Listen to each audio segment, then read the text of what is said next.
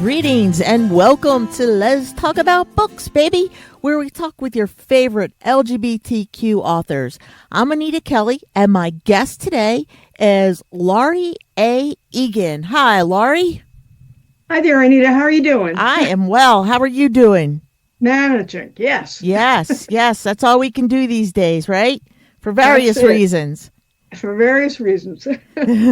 So, Laury, I want to talk about your most recent release, right? It is called Fair Haven. So tell me, what is a Fair Haven? What is that? Well, it's actually a nearby town. It's only a couple of miles away from me, and I went to Rumson Fairhaven Regional High School, so I know the Ah, town really well. It's a riverside town, very prim and proper, and I loved the irony of Fair Haven for a murder mystery. I thought that was pretty funny. yeah. So it was really an easy choice for me because I know the area really well. I live close by, and it just seemed just a perfect fit. Yeah. I like that name, and I like the kind of spin of having it be, a murder mystery. So that's what this Fairhaven novel is about. Then it's a murder mystery. Yes, not necessarily the usual American kind, Okay. which usually has quite a bit of violence and a lot of hyperactivity. But this book is really more of a character strong, dominant novel. The violence really happens just at the beginning in the prologue, and you don't, and in fact, it's not really much violence at all. And that's only like, maybe half a page, something like that or less. And then there are one or two other scenes where, things happen, but nothing is really violent. This is really character driven and about how the police and the Monmouth County Major Crimes Bureau detective eventually uncover who the killer is. So it's really about the process and the backstories of the characters and how each one could be the killer. I made sure I was really careful about setting up a calendar and making sure that in every stage of the novel, as things go along, that anybody could be guilty. Oh, So I I love had that. fun. I love that. I that's one of the things that I love about a good murder mystery is like when you're reading as a reader, you're not able to figure out who done it until the end, and it's revealed. I like that. That's what so far the reports. I haven't had a lot of people read the book yet because it just came out, but so far the few people that have read it have been pretty much flummoxed until the end. Oh, I love that. I love that. So, and Yeah. and you say Fairhaven is in Monmouth County. Is that in New Jersey? Yes, it is, Awesome. and I live on the northern coast, so we're not down in the pine sections or the main beach area, though we have beaches here. Hmm. So I look out. My house looks out on over the Atlantic Ocean, Manhattan, and Sandy Hook. So Nice. it's an unusual area. It tends to be, particularly Fairhaven and Rumson are wealthier, Hmm. very good school systems. But there's a lot of old wealth here and some nouveau wealth, wealth as well. You wouldn't Yeah. happen to be by Montclair by any chance, would you? No, that's about maybe an hour north of me. Okay, I have good friends there, and Okay. you Well, can see. I have a photograph in the Montclair Art Museum, the permanent collection. Do So you? yeah, I yeah, I've will been have to looking check at it. that out the next time I go there. Well, I don't know whether it's probably not on exhibit or anything, but yeah, it's in the collection. That is awesome. Good for you. Um, Yeah. so tell us about some of the characters. Who will we meet in Fairhaven? Well, I don't really have a primary character, but if I had to pick one, it would be Chris Clark, who is brought in because she had been a forensic photographer, fully accredited, and because it was on her, very close to home, she was called in by the Monmouth County Crimes Bureau detective to please come and photograph the crime scene. So she did that, and then her lover, Kate Morgan, um, had an affair with Sally Ann Schaefer, who was the woman that was killed in a hot tub. So, that's one connection to Mm-hmm. the woman that died. Okay. And so they are having a little bit of a struggle, but they live in Chris's house along the river. And she has a wonderful beagle named Cagney, named after one I had. Aw, And he's a wonderful little player in the whole thing. So for great. dog lovers, you'll enjoy that part of it. Nice. So Chris is an important character because she knows the police locally very well, and they call on her, and then she's taken the crime scene photos and all the details of that. Mm-hmm. So she's important. There's another lesbian character who is one of the other suspects, and she has also had an affair with Sally Ann Schaefer, who's bisexual. Okay. So we've got at least three lesbian characters, but the rest I think are pretty much straight. Mm-hmm. But there's some wonderful characters like the grizzled old, overweight Ray Mackey, who is the sheriff, the chief of police in the town. So he's a great character. That's a great So name for a chief of police too. I like yeah, that. Yeah. yeah, Yeah. And so it sounds like Sally Ann got around a little bit and oh yeah, and and so did her husband too. oh boy. All right. So And the he's a plot stockbroker, and he's working out how to bilk one of his clients of millions of dollars. So, there's fraud, there's intrigue, there's all kinds of stuff in this book. wow, the plot just keeps getting thicker, doesn't it? Yes, I love it. This sounds great. I have to admit I have not had the opportunity to read it, but I'm going to. good. And yeah, this sounds great. And I keep thinking of that. Oh, what tangled webs we weave. Right? Is Yes, that from Shakespeare? I think it is. Yeah, Yes. yeah, yeah. That's what this sounds like. This is great. And Yeah.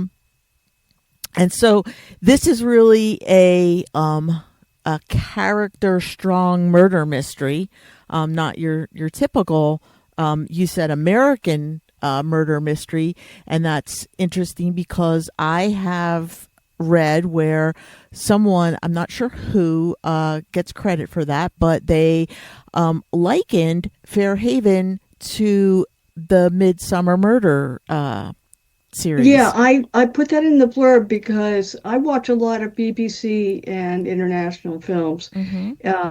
particular murder mysteries or crime shows or whatever, detective series. Mm-hmm. And what was sort of similar, although I did not have it in mind when I was writing this book, the really long series, Midsummer Murders, BBC production. I think it's like 20 plus years of Yeah.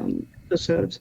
They set each murder in a small town, and they're all just pristine, beautiful, with people, walking the streets and beautiful English gardens, and everybody having tea, and everybody Mm-hmm. in their tweeds. So, in a sense, what they're Midsummer Murders is very character driven, and there's very little actual physical violence that Mm-hmm. happens, Mm-hmm. but everybody's a suspect, Mm-hmm. so it's just fun to try to figure them out. And they're very good actors in this show, of course, but so that is a good analogy, and a lot of people have seen that series, Mm-hmm. and will be familiar with that. So that's a good, that's a very similar kind of feel to it. Obviously this is an American, New Jersey location, but Mm-hmm. otherwise, I think that's one thing I was after, because I usually write psychological suspense quite often, or literary work, and so characters are really important to me. Mm-hmm. Oh, that's Yeah. great. Yeah, and it's not something like I would expect if I hear, a murder in New Jersey. I'm thinking mobsters and Jimmy Hoffa kind of. So to compare it to Midsummer Murders is is great to hear because I love those, and I love the fact that they're not violent, yet they are intriguing, and there are a lot of suspects running around. And Oh you, yeah. yeah, yeah, that is Yeah. great. Yeah. Yeah, there's a tennis pro, a priest, a broker, a lot of different kinds of characters in here. Each very different and very, I think, recognizable. Um, the book is divided into days. So in each day is divided into morning, afternoon, and evening. But within those, there are little patches from each, different characters, what they're doing. So I had to always keep clear that they could be doing something wrong or bad or Ah. trying to cover up what they had done in terms of the murder. So that's the way the structure is. So it's, the chapters are pretty short. So it's, easy bites for the reader to take in. Yeah. Mm-hmm. Yeah, I really like that. I'm reading another book like that right now that each chapter is only like maybe 3 pages long, and it's just about what happened that day to that person, and then it moves on to another person. Hmm. Yeah, and it's fun. It just kind of keeps you going, Um, Yeah. Yeah. yeah, that is great. So, um, Laurie, how many books have you published to date? Like how many? Well, this is my 15th novel, all Wow. traditionally published, and actually it was the first one I wrote I started in 1985 No when I first way. bought my a computer and a printer, and then I put it aside because I was working still, and then moved twice, and then kept sort of doing a little work on the draft, and then ultimately I finished it probably in the early 2000s, and or maybe just a bit after that, around there. Anyway, but I didn't. I just put it under the mattress. That's all I did. And then I started a new book, and that was the first one that was published, Jenny Kidd, which is set in Venice. In addition to the 15 novels I've written, this will be my second collection coming out in May, Contrary, which is, I don't know if you can see it here. It's got stories, 21 stories, and a play, my first drama. So that's coming out in May, and then I have 4 volumes of poetry that have been published. So I've been busy, and a lot of the stories in this book and my first one have been appeared in literary journals. So probably about 90 of those flying around stories and poems. So I'm sort of, you know, So, I've been busy. Let me tell you. I was going to say, sounds like you're a slacker, No, I'm not a slacker. I used to be a 7 day a week, all day person, sitting at my desk. But Wow. Well, it uh, shows. It shows with all of those novels and um, yeah, works of poetry and two books yeah. is 2 books coming out this year, right? So you have Contrary and And Fairhaven. Fairhaven, and then they're going to do. My publisher in London is going to do a revised edition of Jenny Kidd, the first book, because the publisher went out of business. So Oh. I wanted to keep it in print. He did too. So that it will be in October, and that's sort of based on I sort of Patricia Highsmith style Oh, psychological suspense. I was reading a lot of Highsmith at that point, so great. she was a natural inspiration for that book. But the novels are all very different. Some of them are. I have one that's literary with magical realism. I have a comedy, Fabulous, which is about a gay opera tenor who can't make any money in New York, so he starts putting on wigs and things like that and gets hired as a soprano. And then he also gets hired as a male tenor. So he's changing wigs and going crazy. It's pretty funny. Oh, that's great. And I've done, some romance, not much, but a little bit. Hmm. So they're very diverse outings, each one. Yeah, it sounds it.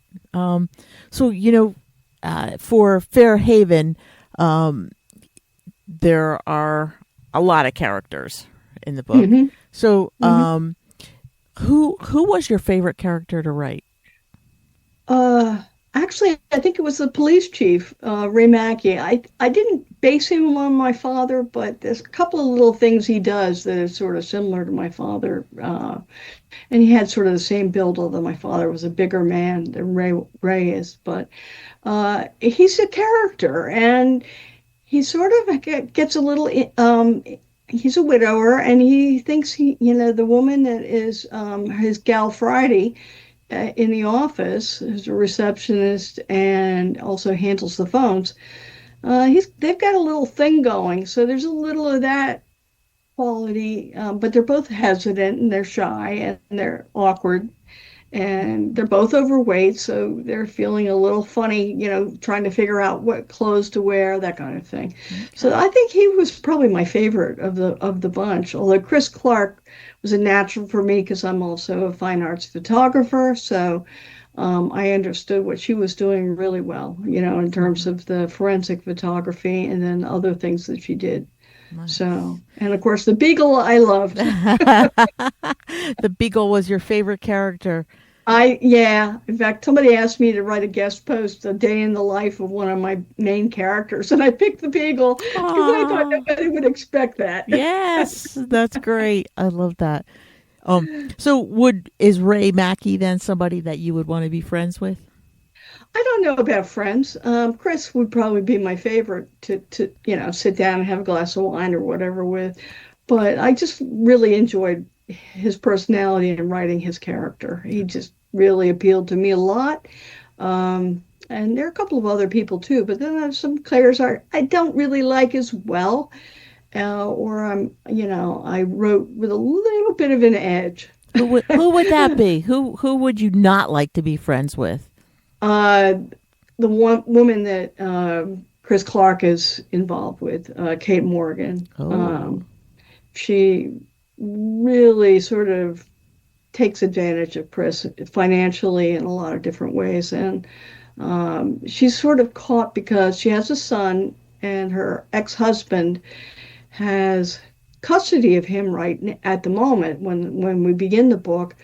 But he's a drunk. He's often unemployed. He's has affairs all over the place. It's a mess. So she's thinking now she can get custody of her son now, finally. But she's living with Chris. So she's still, this takes place in 1994. The lesbian issue is still a little bit of a problem, even in New Jersey, for getting custody.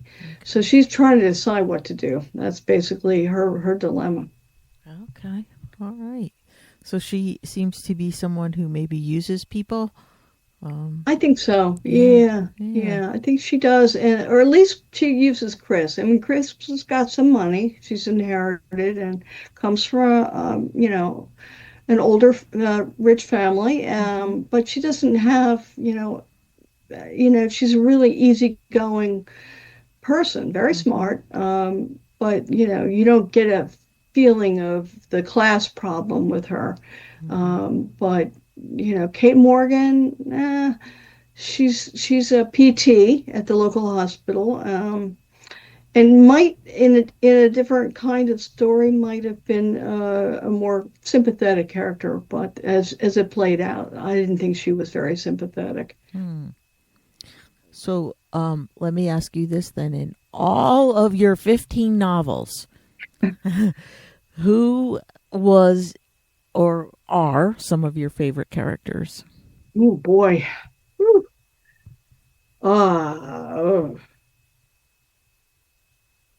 I don't really know. I hadn't thought about that before. They're so different. Yeah, Um, I'm hmm. sure you have totally different I genres. loved, yeah, I loved the gay tenor, the opera singer, Okay. in Fabulous. I was sitting on my deck one day, minding my own business, and this voice came into my head, and I was like, I don't know, who are you? Hmm. So he wouldn't shut up. He was very, very funny, and so I came into the computer and out.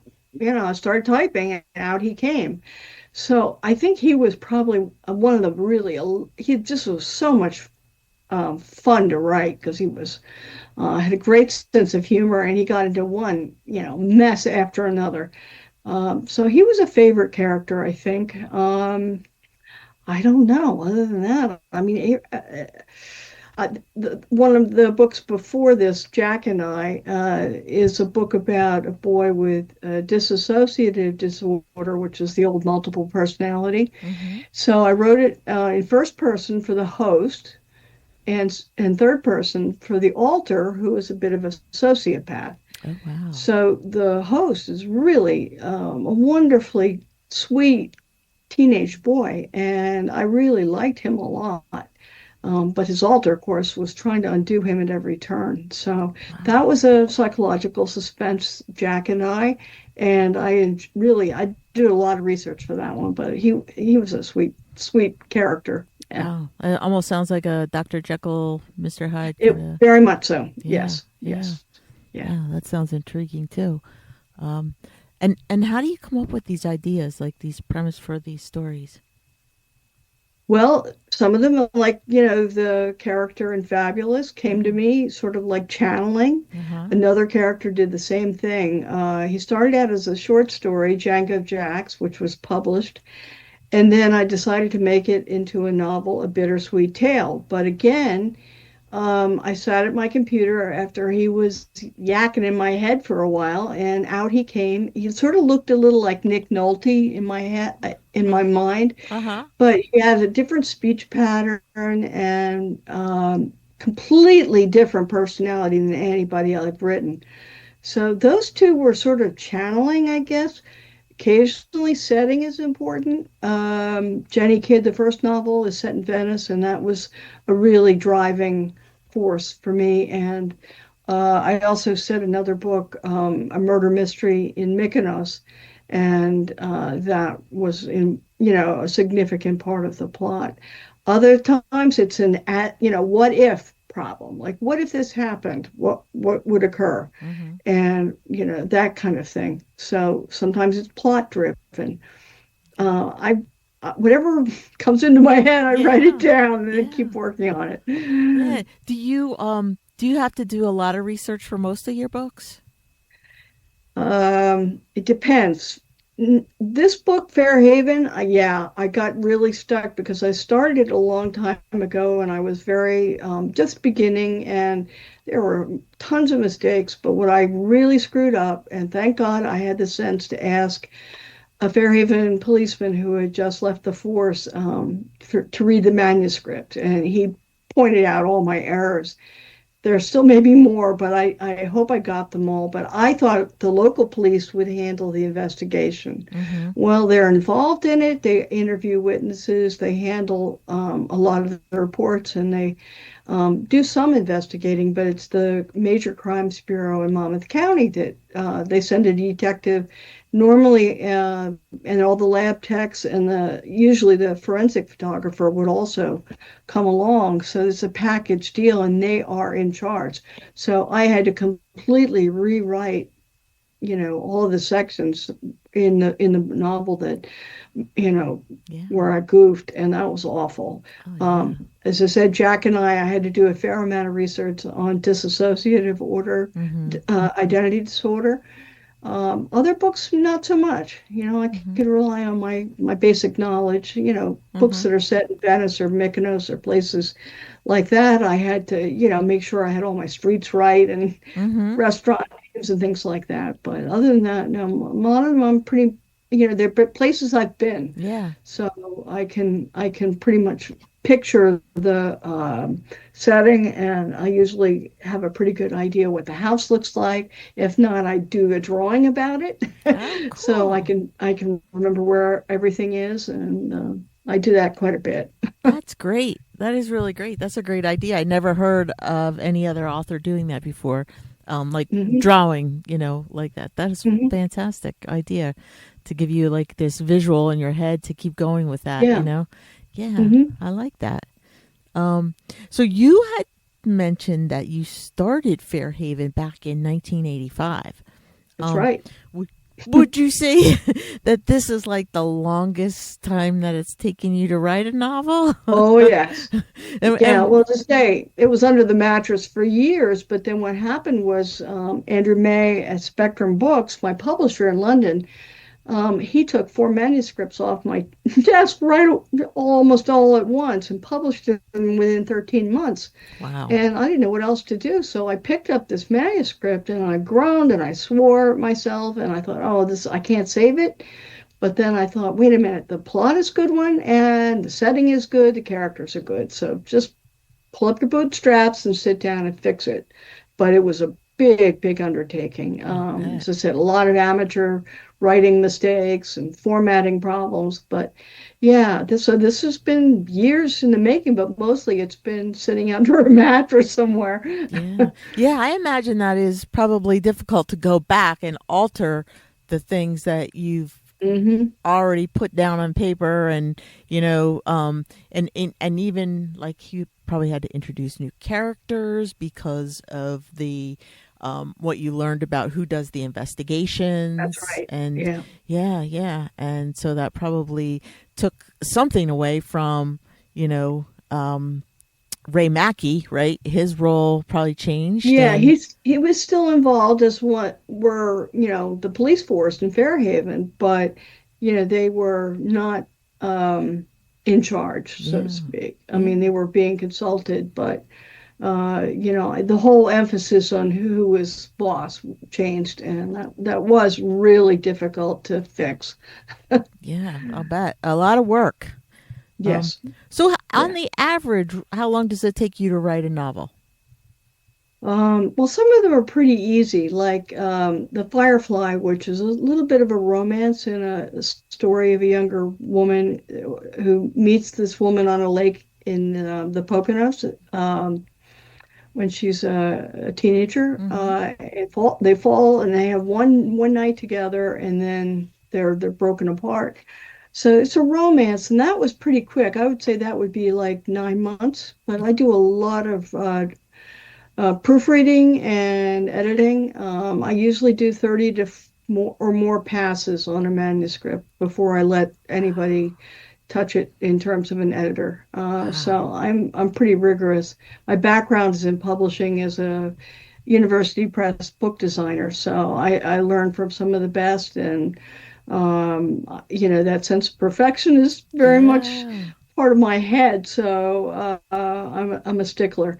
But some books take longer, some might take a year Wow. or a little more than that. Mm-hmm. And that's without adding in production and formatting. And, I often do my own cover designs because I'm a photographer and a typographer as well. So not every book, but, actually these two of my photography students took the pictures. Like this one is a drone shot of Fairhaven. I did the type.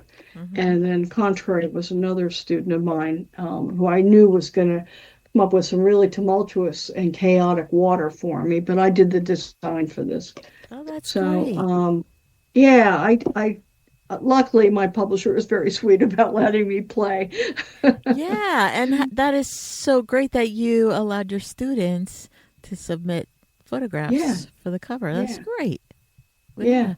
So are And you they're st- all adults. I mean, most of them are in their 70s and yeah. or older. So, I mean, Oh, it's not like we're nice. talking about young students or anything like that. They're Yeah. all very sophisticated photographers. Yeah. Yeah, That's great. It's nice. yeah, So yeah. so um what is it about, like, the whole writing process that keeps you going? What is it? You were in publishing, you said, you're in writing, you're in the arts world. Yeah.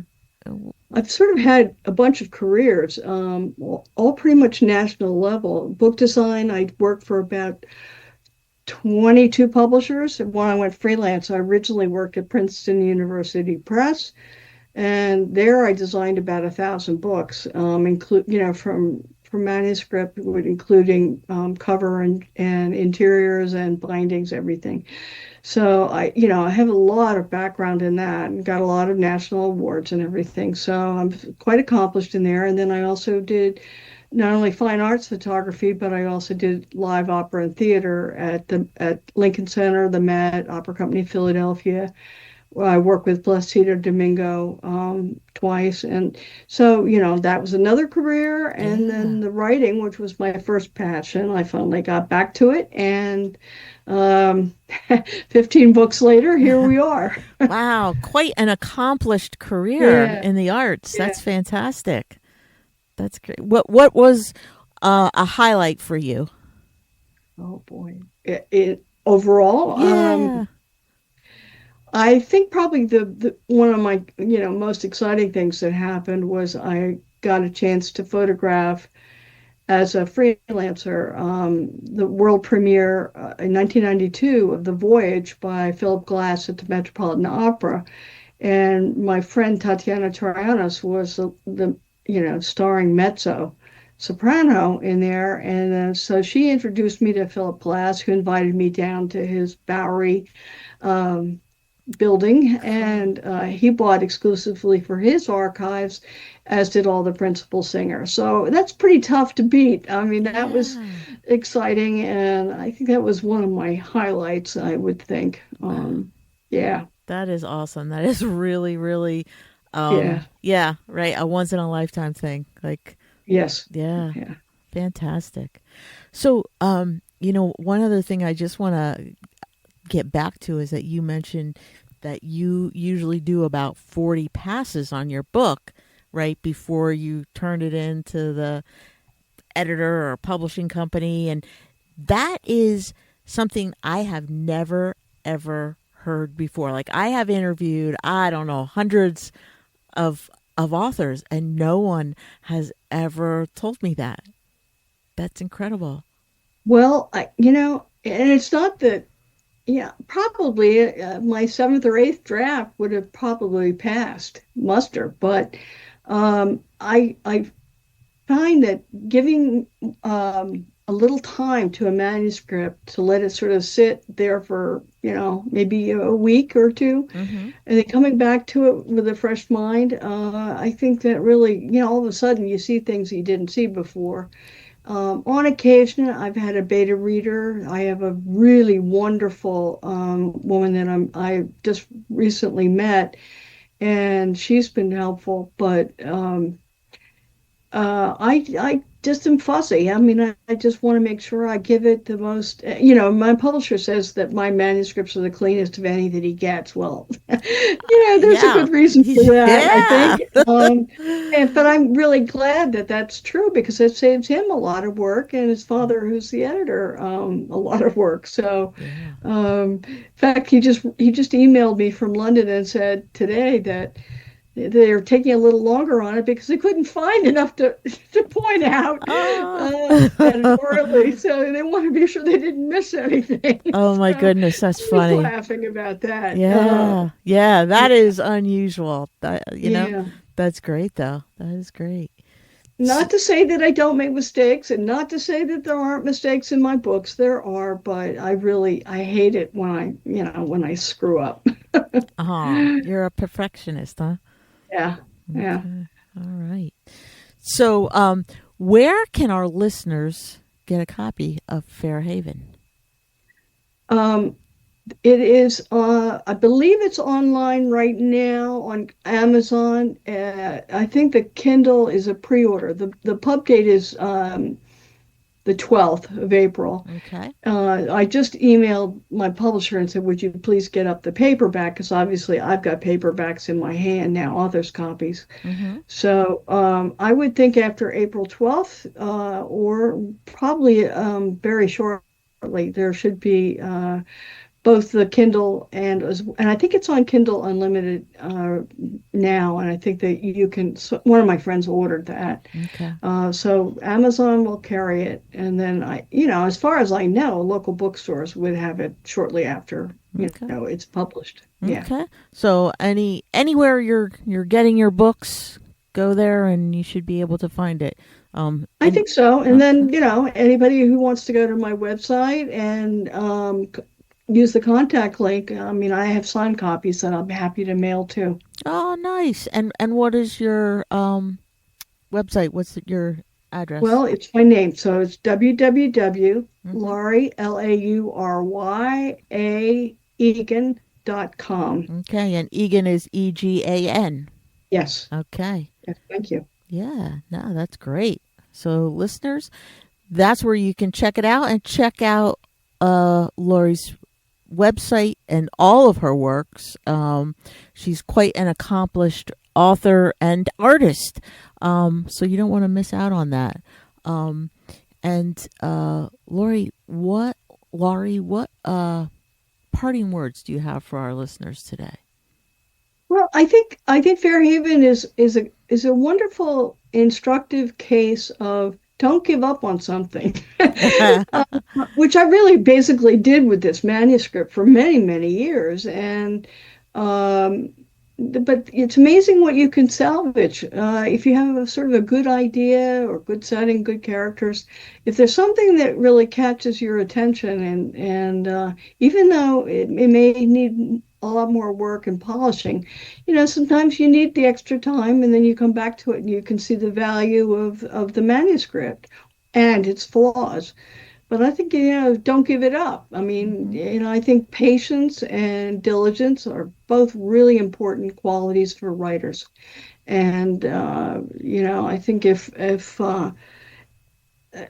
think if nothing else, I think Fairhaven is a really good example of not giving up on something. Yeah, it sounds it. That's wonderful. It's a great story. The story itself sounds like a great story. And how it came to be is a great story. So Hmm. thank you so much, Laurie, for being here with us today. That is all the time we have.